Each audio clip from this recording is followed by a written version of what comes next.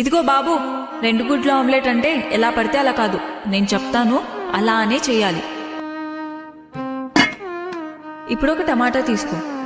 ఓయ్, ముందే చెప్తున్నాను, సగం టమాటాను మాత్రమే వేయాలి. ఒక పచ్చిమిరపకాయ తీసుకో. తీసుకున్నావా? దాన్ని నిలువుగా కాకుండా గుండ్రంగా కట్ చేయి, కానీ చిన్నగా.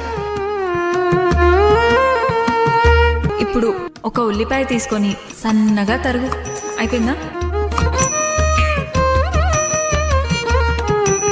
ఇప్పుడు ఇవన్నీ తీసుకొని ఒక గిన్నెలో వేసావా?